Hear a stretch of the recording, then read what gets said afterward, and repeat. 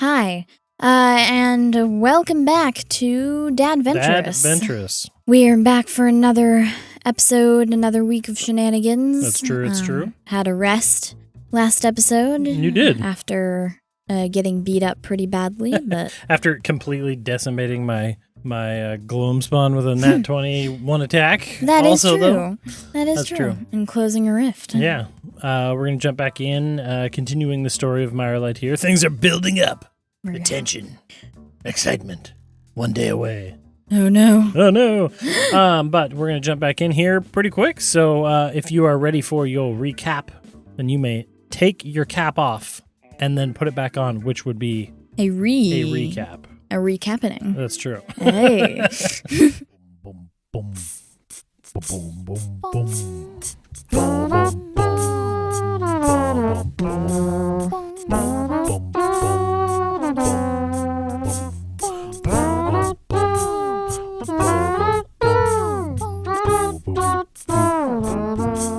Dadventurous. After Marlowe had escaped, I had a rift to close. I managed to prevent any more gloom spawn from coming through. Picked one off before it could do any damage. I managed to close the rift without too much of a hassle. I think I've been getting pretty good at that so far. But after I'd finished that up, I decided to exit the factory, whereupon I realized that the operation itself had quickly fled the building, leaving nothing but still warm coffees and a ripped map behind. I took that chance to head out towards the markets and the bridges to eventually go see Marlowe and send him off down into the streets. I checked in on the precinct. It seems that there's still quite the patrol around there. I sent a correspondence to Commissioner Renshaw. I hope you'll receive that tomorrow about the whereabouts of the factory. After that and sending Marlowe off, I went up and managed to get a room back at the Skyview Lodge. My rest was interrupted by Thunker Gloomrage, who had somehow managed to climb the skyscraper with a grappling hook and investigated the rift opening device, see what Silas had managed to create. And after my good night's rest, in the morning he gave me a new device, a metal detector to help me find more stashes of these gadgets, and I left him to his much-needed long rest. There you go. And, so you got yourself, a brighter morning. Yeah. One day left until this election. It feels like, I said, tension's building up a little bit. You're up, kind of near High Street on this Skyview Lodge area, and you paid for extra checkout for Thunker so he can have a morning rest, and you are on your way out into the city. Today is a day that you're hoping to maybe do one last thing before this election, maybe figure out some more stuff. Mm-hmm. It's hard to know. You sent that letter, so where does Mel want to go?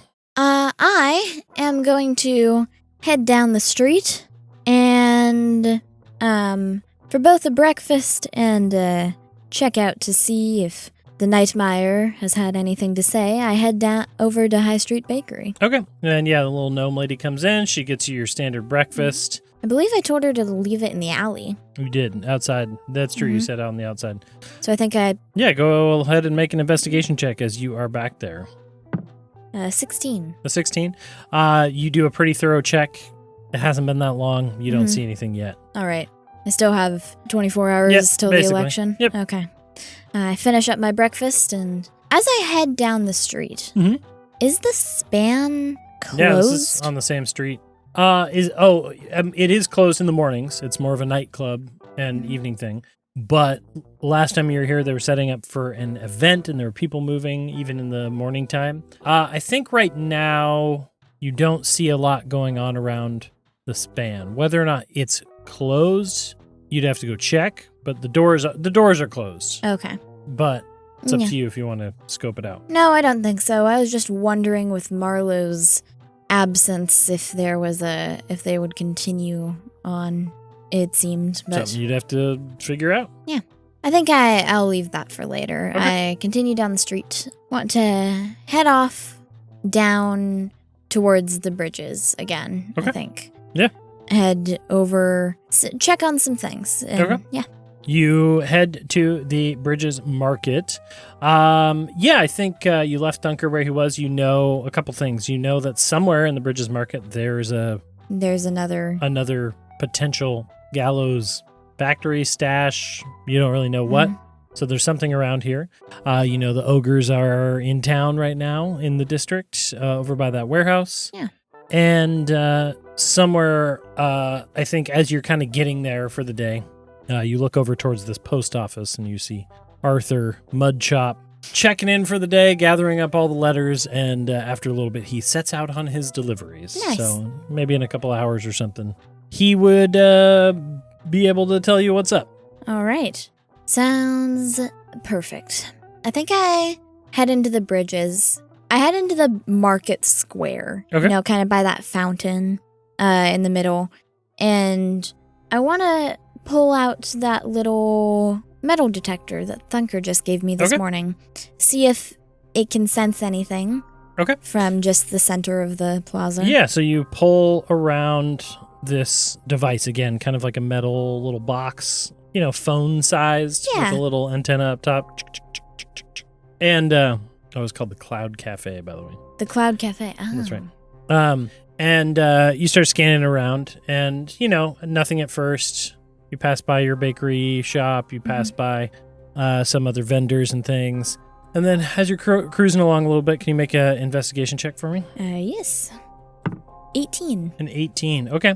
After a little bit, you're turning and you're passing by some people, and you feel like the needle just ticks a little bit. Just a little bit? A little bit at first towards like the center of the Bridges Market, and so you turn, then 18, and you go a little further, and then it starts flicking a little bit more, and then finally you're able to kind of head over to sort of like one of the edges of where the market ends, and some bridges go towards the gondola parts where Marlowe left last night, and down to the mud market and whatnot.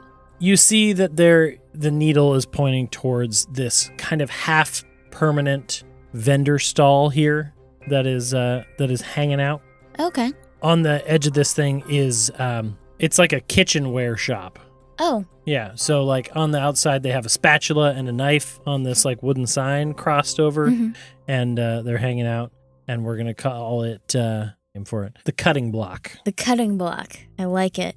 All right. You said it's is it a stall or is it like a store? Like semi-permanent, like the walls are wood and metal, but the roof is like canvas, and it looks like they set tables up out front and then pull them in at night. It's just kind of like, yeah, it's been here a little bit, but yeah, it's just kind of a little bit haphazard wood and cloth canvas mixture, things like that. Okay. Yep. I think I head closer to it, and for the moment I tuck the detector away. Okay. Is there anyone at the counter? Yeah, as you go inside, I think on the interior here, you see a dwarf lady, long sideburns. She's sitting at a counter, and she's just sharpening a big kitchen knife. Okay. Before I say anything, I just look around the shop. Does there look like there might be anything that might be another door into something, like a make an trap investigation door, check. Okay. Ooh, 23. 23. Yeah, she's sitting there sharpening a knife behind her wooden door. That with a 23, there's no upper floor, and you're pretty sure that that's near the back of the shop. So that's either a very tiny closet or a stairwell going down. Okay. Okay. She's not paying attention to me. I mean, you get the feeling she looked up, she knows you're there, but she just went back to sharpening her knife. Okay. This shop itself, too, by the way, is like full of knives, a lot of knives, mostly knives. Oh. And then some kitchen utensils. A lot of magical devices in here. Brixie designs, auto flipping spatulas, and coffee warmers and things like that. You also have hot plates and cold plates and things of that nature. And cold plates. Yep. Okay. So, and just on the shelf with prices hanging out, the cutting block. Mostly knives, though. Mostly knives. Mm-hmm. All right. I start perusing the shelves, and I'm not actually considering buying anything, but as I kind of look at some of the knives, I do want to pull out my little detector again. Okay. And though I have a goal for that door, as I'm kind of looking at any of these metal things or the knife she's sharpening, where is it pointing? I think at first you realize, like, you're standing there, you're looking at some of these knives on the wall. The needle just points a direction, but it's like, it's pointing forward, maybe a little bit to your left, but it's kind of like it's not clicking as excitedly as it did. And you try up and nothing happens. And then as you point down, very clearly, something is beneath you. Okay. But as you're moving it around too and kind of checking it out, you're moving down the aisle. I think there's a display section of knives on the side. There's a big sign that says new ogre metal knives. Oh, okay. And they are just like straight up making knives out of ogre metal and trying to make profit off the fact that they're like ogre metal knives. Okay. So it also pings off of that a little bit. But the bigger down, okay. Is at your feet, which is kind of maybe a little bit strange to you because as you think about that, like that means it's under kind of the platforms of Yeah, it's not in a Bridges Market. skyscraper, is it? No, it's like under the floating platforms that is the Bridges Market. Okay. Most people are building vertically here. Mm-hmm. Mm-hmm. I think I finish taking a look around. Okay. And I put away the detector. Okay. I think I give a nod to the lady. Okay. Kind of just as like acknowledgement. And I exit the shop. Okay. You leave the shop. She continues sharpening her blade. I would, however, when I exit the shop, go to the edge of this platform. Okay. It's not close by. I should say, it's a little ways off. You're kind of at the edges of the market, but like the gondolas are in front of you. There's still platform here. This shop is just kind of at the edges of the market, but there's like a skyscraper behind it, not too far away. Okay. Like the edge is not close by. You could go to an edge a little ways off. I'd say it's probably about 100 feet off. Okay. Okay. That's fine. Yeah, you make your way over to the edge. I'd go over. Is there a railing here, or is it just an edge? There's always railings. There's railings. Okay. Especially up here in the skyline. They're decorative iron, stone, beautifully, like, they're trying to keep people from falling. Yeah. But, yeah. Okay. With the railing, it might be hard, but I really wanted to see if I could peek over the edge. You can peek over the edge. Or do you mean underneath? I meant underneath. You're going to have to do some climbing or something like that? Yeah. Yeah? Okay. That's up to you. I believe I do technically have a rope. And even if I can't get to it, I really want to see if I can see something underneath this. So I think I just take a look behind me and kind of wait for, the markets are always bustling, but for when there's a little bit of a less of a crowd. And I think I would like to tie part of the rope around the edge of the railing and tie it around my waist. And I'm going to give you a couple rolls that you got to do here. Let's start with stealth. This is just how sneaky you're being and how people notice whether or not you're tying a rope off and dangling from the edges. 16. 16? Okay. You feel pretty confident. You're kind of tucked around a corner a little bit, and the market's so busy. People are mostly paying attention to what's happening inside of it. And then, can you make... we'll do sleight of hand. I'll give you advantage. You have skill in this regard. You are a survivalist in a little ways. You're a detective. I'll say you know how to tie knots, but... How secure is it, and how secure is the rail? A survival? No. Or no, sleight of hand. 13. 13? Okay. And then one last roll, so you're secure. You tie it around your waist. You're feeling good about the knot. You got a good bowline in there. You're tied up. It's cinched. Marv's like, we're going for a dangle. Is that what's happening? Oh, I want to see, Marv. Yeah, well, I hear you. I'm just saying, make sure that knot, you got a tail tucked in right? Yeah. Okay, good. And then you clamber over the edge. This the Bridges Market is like stone platforms on suspension cables and connected to the skyscrapers and all this stuff. So it's a hard edge. So you're going to have to get under to see. You start lowering yourself down. How far down are you going to go? Just enough to see? Yeah, just enough to see, I'd think. And, like using some of that platform cable as an extra hold on to. Yeah, so you head down and are peeking under. Go ahead and make an investigation check. Ooh. A 12. A 12? Yeah, you look out and dangling, I don't know if dangling is the right word, constructed on the underside of this platform. You actually see a couple things coming down. Oh. You're not really sure if that's normal or if that's weird. You've only been in the skyline a little bit. Most everything was vertical, coming up off the platform skylines. But you're looking out, you kind of imagine where that shop was, the cutting block, you look over, and you see a room that is built underneath the Bridges Market platforms. Okay. It's probably about the size of the shop. It's not huge. Okay. And then looking out past that, the fog starts to phase a little bit, but I think you see another one underneath another building, and then maybe you kind of can't tell, but it almost looks like maybe there's a platform between them. Oh, okay. But that's still that 100 feet off, right? So which is why it's harder to see too. Yeah. Okay. I mentally mark that other building just as in relation to the shop. Yeah. Where I know that is. And I think I'd... Can you make a... what would we call that? I guess let's just do another investigation check to see how well you mentally mark a building on the underside of this platform to see what it is up top. No, a 9. A 9? Yeah, you're you'd probably have to go start knocking on doors and looking at basements and things. So I think as you look out there, you start trying to imagine that, and you're like, I have no idea where that is up high. Yeah, it's too much of a... Okay. Can you make a perception check for me, please? Oh, yeah?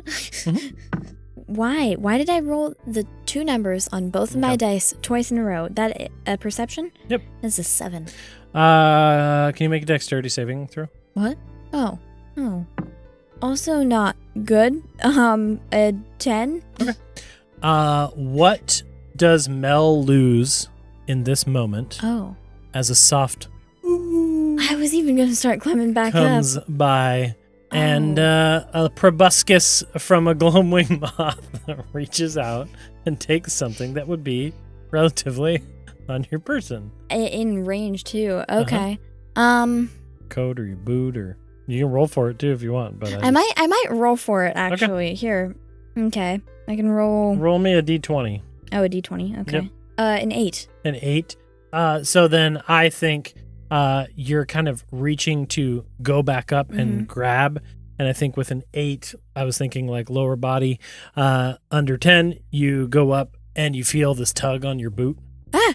And I kind of kick my foot a little bit. Yeah, you kick your foot, and then you look down and you see coming up out of the fog the soft of this moth. Reaches up, wraps around your boot, and rips the boot off your foot.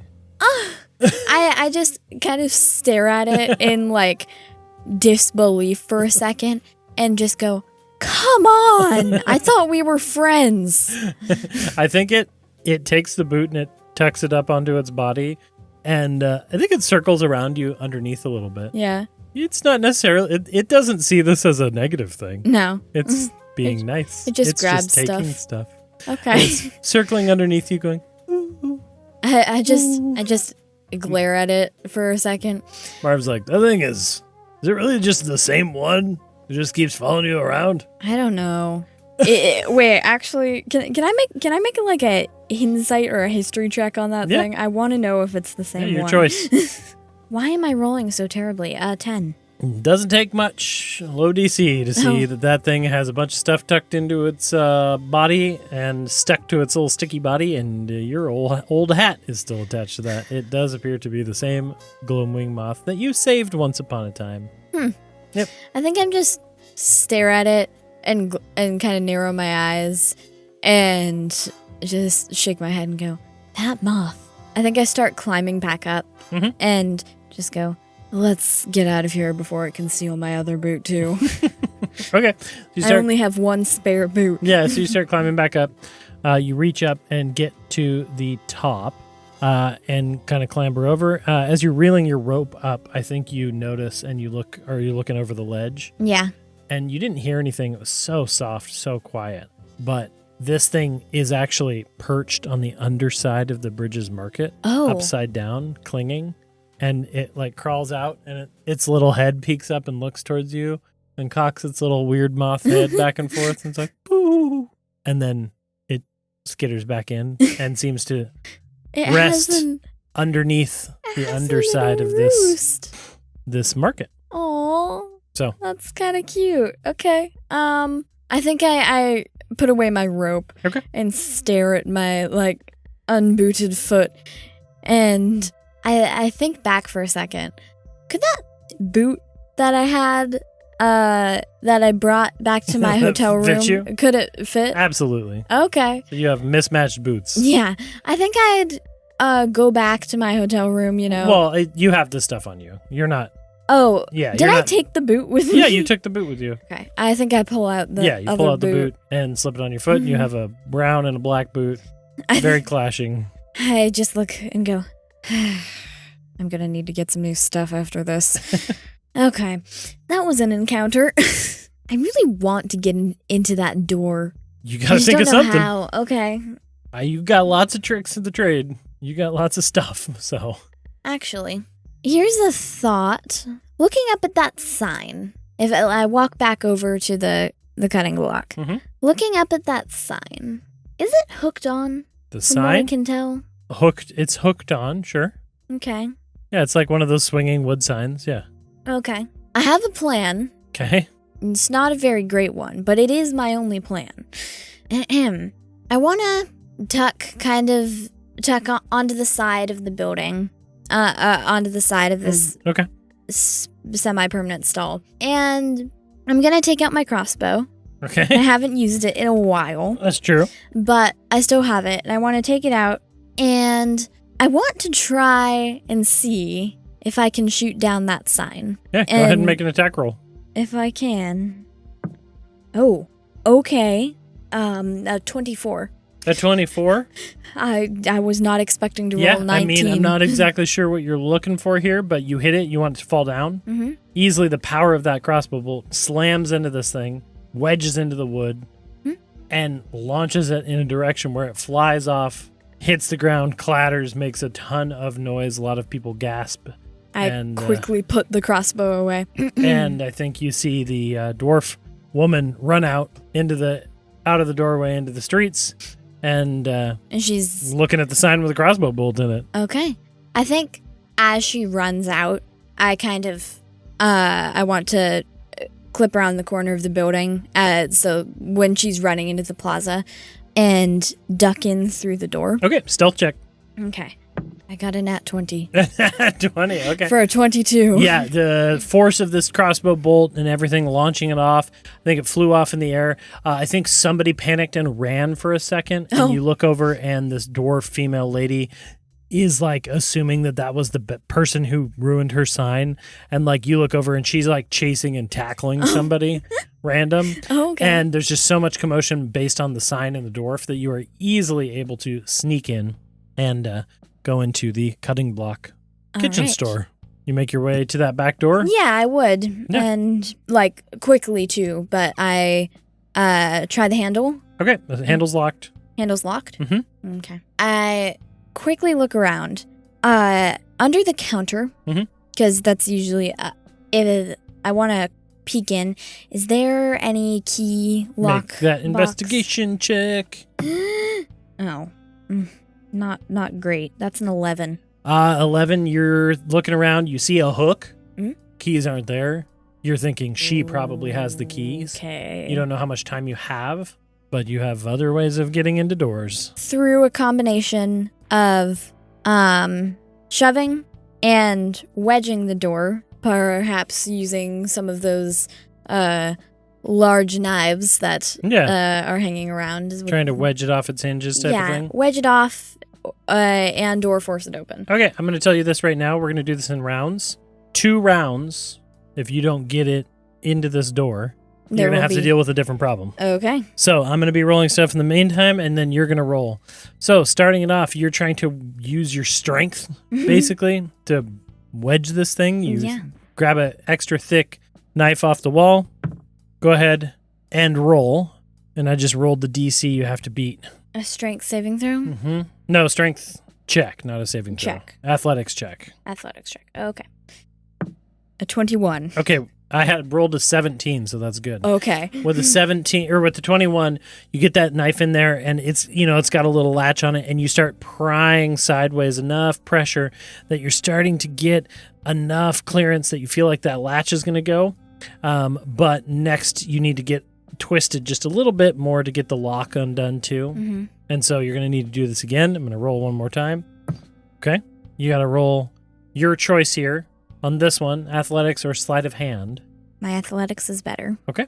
And I've got a DC here that I'll tell you what you get. A 16. With a DC of a 14. Okay. Nicely done. You managed to just get enough force that with a loud, because you're using force, ping, the lock snaps free and the door starts slamming open. I try and catch it. Just as a dexterity check. Okay. See if you have time to do it. A check. Oh. Still good. A non-natural 20. Okay, yeah, you're able to catch it, but the door is clearly gouged and clearly broken from you doing that. But it opens quietly and you could sneak through. Yeah, I like just quickly rehang the knife and go through the door and shut it. Go through the door, you close it behind you. And as you're sitting there taking a breath, you hear the sound of somebody coming in, throwing a wooden sign to the ground and mumbling to themselves. Okay. You have a spiral staircase going down, very, very narrow staircase going down from in this room. I would like hearing that kind of with that sign throw. I want to start down the staircase. Okay. Make that stealth check. Do some checks. Why? I was rolling so good. Mm-hmm. It's no. That is a 7. Okay. You feel confident in your ability to go down. Nobody seems to be following you in the moment. Okay. You make your way down to a very, sizable for a room that's built underneath a platform. It's probably like 20 by 30. Okay. In this room, you immediately see this is not a factory. This is a supply closet. And here at the base of the stuff, there are crates and shelves and chests full of lots of various weaponry. Okay. You got crossbows here. You've got some blades. You've got some stuff and a lot of those little batteries on the corner too that seem to be the Jessa-made red batteries. This is like an armory. Okay. There's a lot in here. And there's a door on one side. I think I finish going down the staircase and I see all of these weapons. I want to see if I can open that door. Mm-hmm. Yeah, you go up, the door's open. Okay. Yeah. Click it open? Yeah. Click it open, and you're immediately hit by this whoosh of air as you open the door, and there is a metal bare bones catwalk on the other side of this door going about 100 feet to another room similar to this. No handrails. Very, very bare bones catwalk between these two spaces. Oh, no handrails too. Okay. This is minimalistic. Yeah. Okay. I think I take off my hat. Okay. Just in case. And I tuck it inside my coat. I want to see what's on the other side. Okay. I think I hug the wall, but I step onto the catwalk. Okay. And close the door again. Close the door behind you. Okay. Yeah, you step out onto the catwalk, and it's sturdy, but the breeze picks up a little bit, and you start making your way across. Yeah, I think I'd go slow-ish at least. Yeah, it's not like you're about to fall off or something like that. It's a wide enough platform you can walk across. It's just probably a little bit sketchy and frightening because it is a metal grated catwalk. So you're basically walking on nothing. Okay. Can you make a general stealth check for me, please, again? 18. 18, okay. You start walking across your feet. It's not clanking on the metal. You're feeling pretty good about it.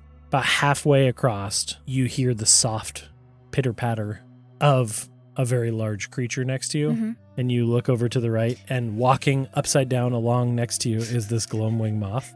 This is why I took off my hat. And it's just cocking its head, all of its eyes like looking at you, and I wave. yeah, and it's just like and it's just like looking at you. It reaches out and flaps a wing your direction, which throws you slightly off balance. Oh, boy. Okay. But it just kind of walks along with you as you go. All right. I like him. Yep. He's chill. And you make your way over to the other side of this platform. Yeah, before I try to open that door, I want to see if I can listen up close to it, because I don't want to... Yeah, make a perception check. 17. 17? Okay. Nothing. Nothing? Quiet. Okay. I want to try to open that door. I want to see what this is. You open the door, and as you go into this space, you see that it's just kind of a room with a stairwell going up. Oh. This one's not like a spiral staircase. It's more of just a normal staircase going up, kind of at an angle, actually. Sort of like it'd be towards the edges of the market a little bit. Yeah. And nothing else in the room? Nothing else in the room. Okay. I want to start creeping my way up that staircase. Okay. You go up the staircase. Yeah. And then you go up the staircase, and you're starting to realize you're past the Bridges Market going up. It's going up at a steep, or not a steep angle, a low angle. Okay. And it seems like it's going up, and then, you lose your sight of lighting and whatnot, and it just kind of goes up probably about 3 flights. Or more. Okay. And there's a metal door at the top on the other side. A metal door? Mm-hmm. That's intriguing. I want to crack it open. Okay. You crack it open, and once you open it on the other side, can you please make for me a perception check? Yes. 17 again. Nice. 17 again. On the other side of this space here, you see a very, very familiar-looking factory. Oh. Yep, very similar to what you just did. In fact, almost the same idea, but not the same place. And you also kind of peek around and you realize that you have migrated into one of the nearby skyscrapers. Oh, okay. So this is a stairwell that maybe it goes through like the facade of a shop or something like that, or you were far enough over. It's just kind of weird. But you are up and into one of these, another factory. Okay. And, still in the Bridges Market, so you get that idea of that like punch out on the map that you saw. Yeah. Is there anybody in, or is it empty? It feels empty. You do hear some noises further in, but it's not like the other one where it was like people actively working on stuff. There's some work tables and things like that, but it's hard to see exactly what's going on. Okay. I think I want to enter into this. Okay. I re-put on my hat and kind of still creeping around, but with the knowledge that it did leave a mark on that door that would pretty quickly be discovered. Yeah. I think I'd enter into this and, again, close the door behind me, but... You enter in, and pretty quickly you're starting to work your way along. It's kind of darker in here, but yeah, you hear some noises. After you wander forward a little bit, you hear some voices. Oh. And you kind of get to the far end of where these work tables are, and there's kind of like a larger room. You look in and you see there's 2 guys sitting in here, and one of them has like a clipboard, and they're making notes. And then they're both watching into this room on the other side. Oh. And it seems as though there is little blasts of magic, and then nothing, and then make some notes. The guy walks away, comes back out a second later. The light has dimmed. Oh, and you go back in, and there, as you get closer, can you make a stealth check for me? Yeah. I'm rolling surprisingly good. That is a 21. 21, okay. You get over in such a way that you're able to see what they are doing. Okay. And you just witnessed, it seems, something you were just talking about last episode, but a testing thing. You look in, and they have this room on the far side.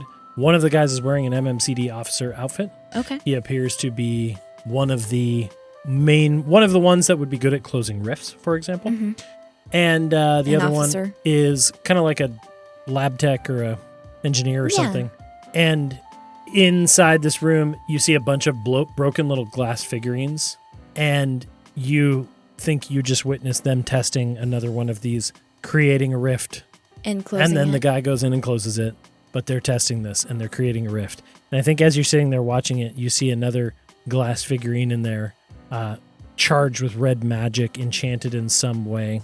The guy, this like lab tech guy, is like doing something with his hands. It's almost like he's getting angry.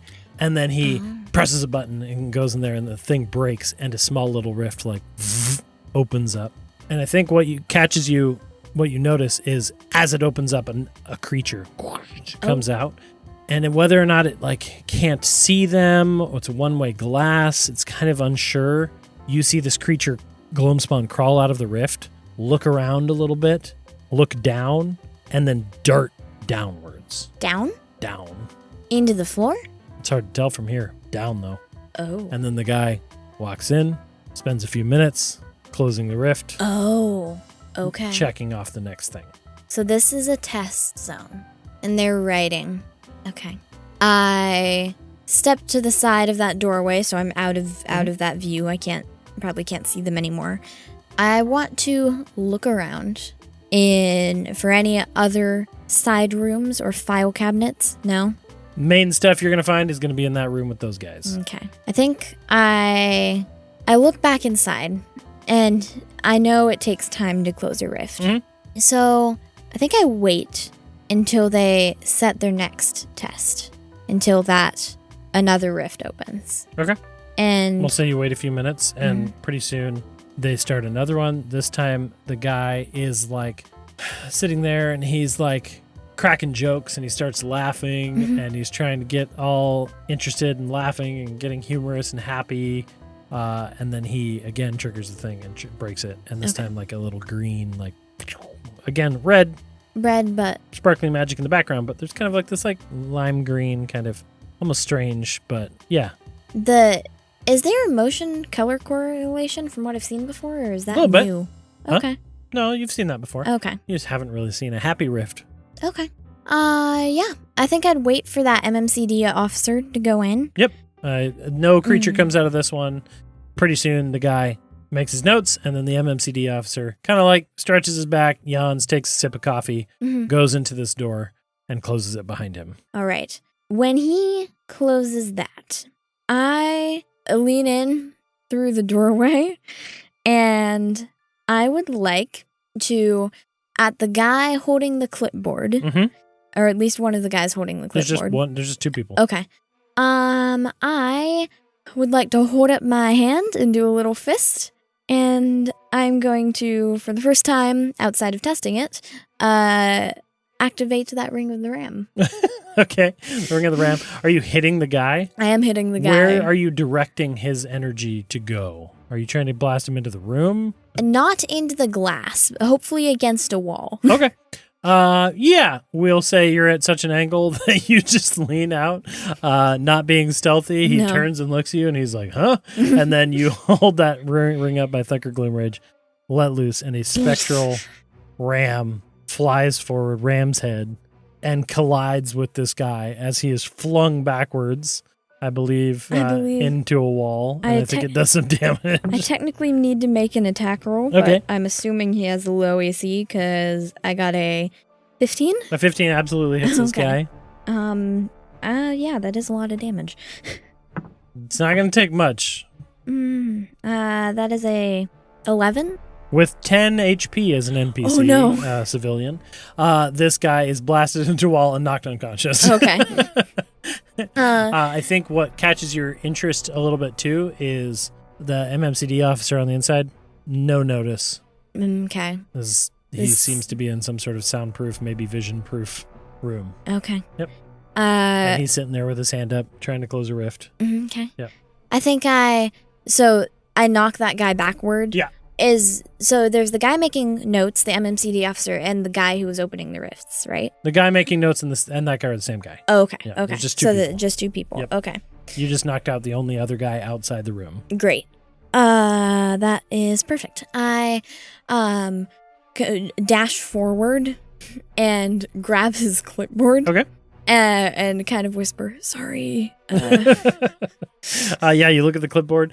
There's lots of notes, and it seems like he's broken it down like based on emotion. Like, he has a whole section on like anger was able to create a rift like 4 out of 6 times. Like this created this glass object, when broken, created this rift. Unsure of correlation. It's all these just like notes. Like they are clearly testing rift products here and like figuring out how it works. All right. Through that one-way glass, once I take that a clipboard, through that one-way glass, I want to get a clearer view of the down. Is that easy a hole? enough to see? It looks like this is the room that they are standing next to is basically like an elevator shaft room, and the hole going down is a square hole in the ground, and it goes an indeterminate amount down. Okay. Yep. It's not opened the mists at all? No, you're inside a building. Oh, right. We're in the skyscraper. Not a gondola, like an old school elevator shaft, vertical, straight down inside of a skyscraper. Okay. Okay, I think, that is intriguing to me as to why the gloom spawn would jump down and why this is inside a skyscraper. I know that from previous experiences, the gloom spawn seem to be drawn to the streets in some level. Okay. I took away that clipboard. Are there any of these spare figurines in the room, or no? There's lots of figurines in the room. In this room? In the room you're in? Yeah. Yeah, they're putting them into this room. So I think standing in front of you is like a shelf with a bunch of glass figurines, easily broken, easily crafted glass figurines. There's ravens. There's badgers. Images of badgers. Yeah, sure. There's just things that look like a dagger. Like there's different things there. It almost seems like they're trying to figure out if the glass matters, if the magic matters. They're not 100%, but they've got a pretty good idea on what they can do so far. Okay. I pick one up. You feel this hum of magic that's similar to the bracelet that is on your wrist. This red glowing Jessica's enchanted magic. In fact, as you pick it up, roll an insight check for me. Insight. Or investigation. We've done both for this. My investigation is better, but I am intrigued by the insight. Yep, do whatever you want. So I'm going to do insight for a 15. For a 15? We'll say that you pick up one that is like... Here's a fun one. It's a moth. Oh. Yeah. It's a glass moth. And you get this feeling, this overwhelming sense with this magic item. That the magic item itself, you think maybe it provides just a soft light. It's not much magic, but there's something there. But the emotion that is tied into this item, I think this is the first time since you've put that bracelet on your wrist that you've kind of felt this magic of Jessica's in a while. There is an intense amount of exhausted fear that has gone into making this. Okay. I'm going to do something. Okay, I'm going to tell you now that you're running out of time. Yeah. The guy just rolled very well. You look through the window. The rift is diminishing. He is starting to close that rift. Okay. It is almost closed off. So, okay. What are you doing? I'm going to do something, and it's probably not a good idea, but I'm going to do it. Okay. I grab little moth figurine, and I think There's lots of figurines. have it. Yeah. There's lots of figurines here. I kind of hold it in my hand, and I open that door into the elevator shaft. Okay.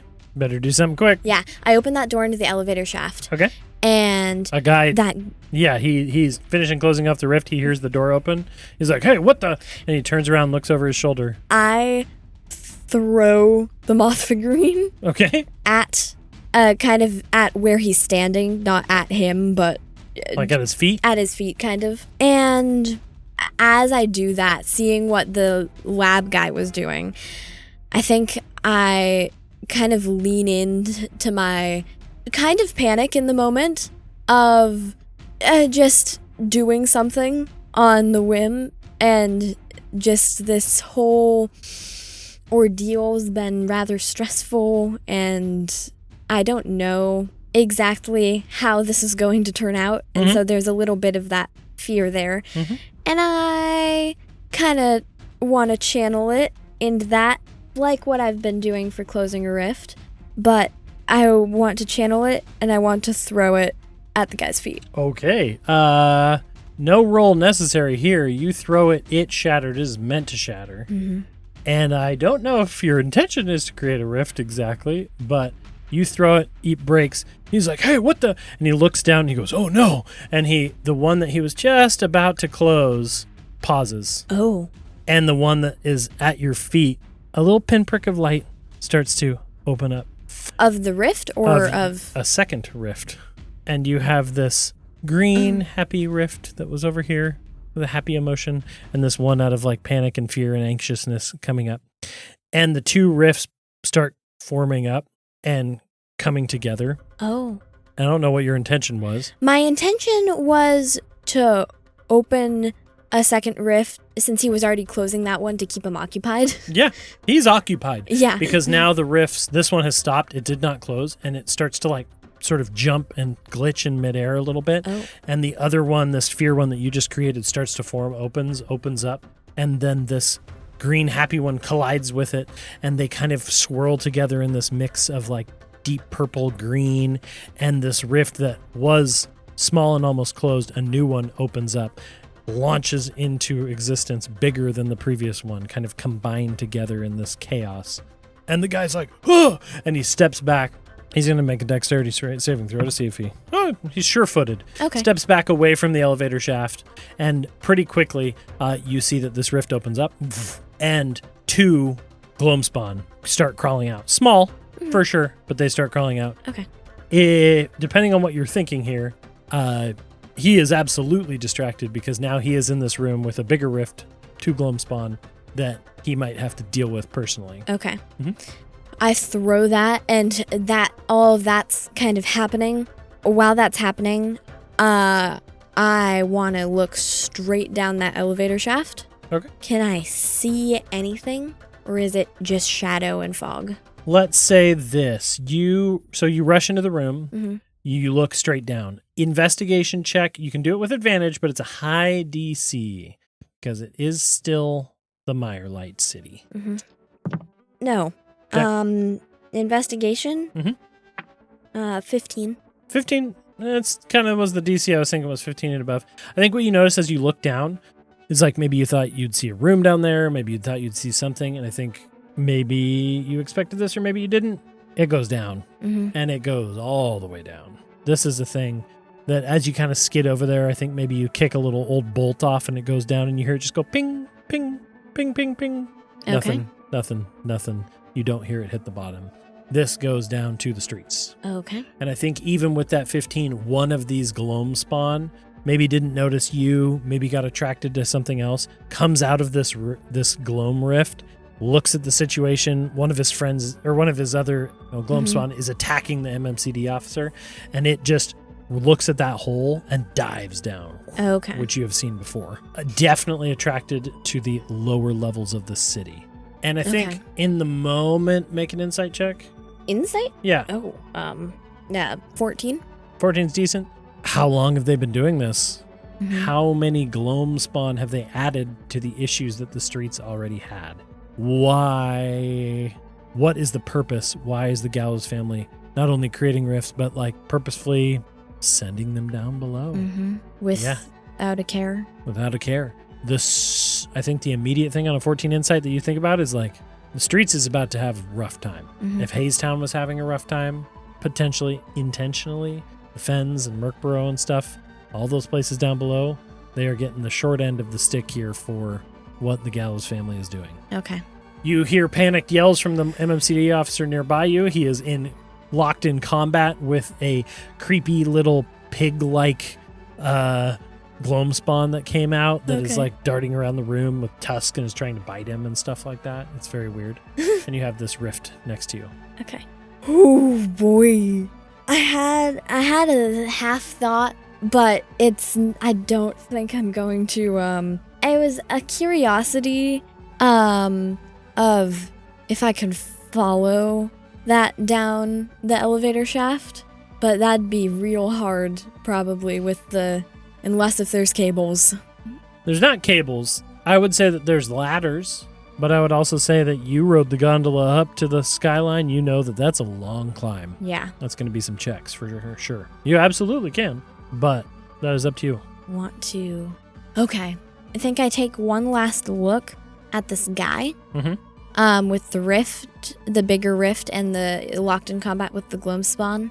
And I'm assuming the back at the door with the one-way glass or whatever it is. Yeah, you look back that way. It's solid. Yeah. They had blocked this room off entirely, yeah. Okay. I do think that I take that last look and I dash back through the door. Okay. I think I don't want to take quite that much of a chance. Yeah, that's fair. So, but I have the clipboard. You have the clipboard. You understand what they were doing. Do you close the door behind you? I do. Okay, you slam the door closed behind you. I just appeared to throw a thing and honestly, look down a hole. I'm going to roll right now. That guy has no clue who you are or what you maybe even looked like because he was so caught up in the moment. I think you look back over your shoulder and you see he's fighting. Will he win? Hard to tell. Okay. But you left the rift and the guy in there. Okay. And there's an unconscious guy in the corner too.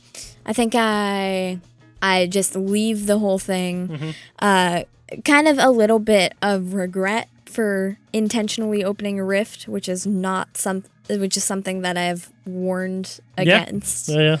But I think in the moment, Mel just dashes out of that testing room and into the main factory. And out of trying to find an outside door to lead out of this make skyscraper. a perception check. You're moving quick. You don't have a lot of time. Go ahead. 16. 16.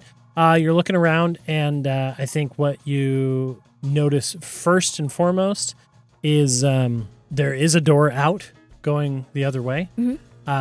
For sure. There is the stairwell that you came through that you can backtrack to there, but there's another door that seems to maybe like go out towards like a stairwell or something.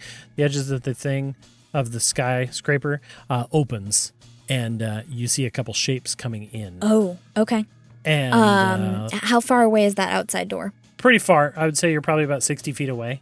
And whether or not they were tipped off or there's chaos happening or they know better or there's more people that work in the factory, you don't know. But the door opens, the door out. So your only choice in the moment is back the way you came if you're trying to get out. Oh, back down the stairs? Wait. Hang on. I thought you said there were two doors that I hadn't gone through. No, there's one door you haven't gone through. Oh. Yeah, oh, okay. And then the other one is the one you came from. There were 2 doors total.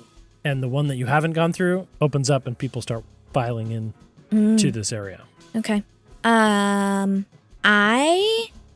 People start filing in. Oh, that's an idea. I whip around and I head for that door that I originally came through, going down the stairs. Okay, you head for the door, you fling it open, the stairwell going down at an angle. Do you rush? Yeah. You rush. I'm not being stealthy at this point. You run down, you hear some shouts behind you like, hey, what's going on? Then someone's like, get in there and help him. You know, like there's chaos here. You rush down the stairs, fling the final door open, and again, you're buffeted by that cool breeze air and brighter light as you break out into this platform. I quickly take off my hat. Okay. And stuff it in my coat as with the clipboard. And I look out across this catwalk. Is the moth here? The moth is nearby. The moth is nearby? Yeah. The moth probably hears the noise and looks like it's going to crawl over towards you. It's probably about 50 feet away. Yeah, I run out onto the catwalk. Okay. And like jump and wave around like to attract the moth. Okay. Let's see an animal handling check with advantage because it likes you. It likes your stuff. An animal handling? Yep. 19. A 19. I think the moth cocks its little head and then it like starts skittering towards you. And then I think it like releases from the ceiling and turns upright and lands on the catwalk in front of you. It doesn't weigh much. Yeah. And it like looks at you, sees you're not wearing your hat, looks down at your body, and then looks at the boot, and its little proboscis comes out and like touches the boot that it gave you. Yeah. And like, goo, and it looks at you. Well, what are you doing here?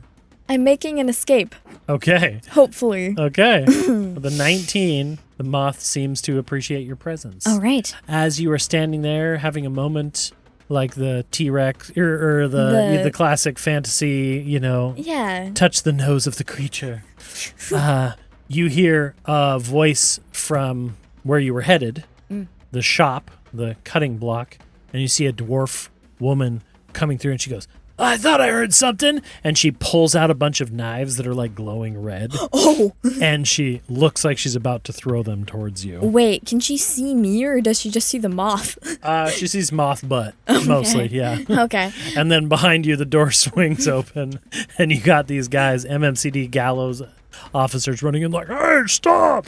I think I take one look at that whole conundrum and I go up to the moth. He likes me, it seems like. And I want to see if I can climb on. I don't think you have time to see if you can. Do you do it? I do. You hop on. Go ahead and roll for me a dexterity saving throw. And again, you can do it with advantage because the moth likes you. As you go to launch up onto this moth and you land upon it. I rolled the same number on both dice. Oh, nice. And it's a really bad number. Ooh, good for me. A dexterity saving throw? Yeah. 4. A 4.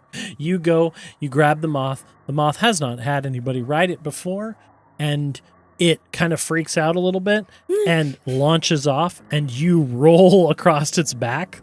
And with a feeling you haven't really ever felt before, Mel falls off the back of the moth and falls off into the air. Oh boy. And you start to fall. The moth curves around and is kind of diving next to you. I shout to it. Oh wait, I'm an idiot. Yeah. I Misty Step. It's like, Why did I forget that I you can Misty often Step? forget about your spells. Okay. So yeah. you start falling. You feel that feeling of butterflies jerk up in your stomach as you start falling towards the fens. And I think you feel a couple knives whiz over your head. Ow.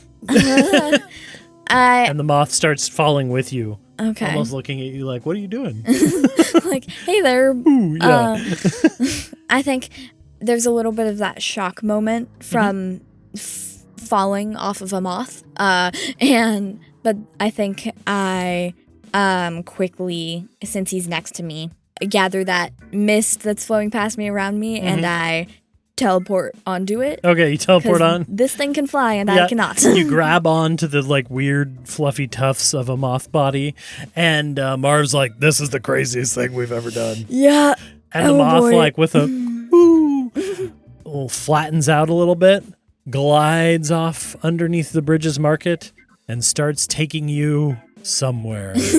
And that's where we're going to end this episode. Oh, boy. I loved it. I was assuming you were going to like thunderstep your way out of there at any point or misty step past people or I whatever. was considering misty stepping past people. And then you're like, I'm going to ride the moth. Yeah. Sweet. I have wondered if you would do this from the moment I introduced the moth. Really? Yep, which was a random encounter table I made at the beginning of the campaign. Yes. So, you have alighted on the moth, the glowing moth. It coos, it flies, it takes you places. Where it lands, you might not have the control over, but we will find out next week on Dadventurous.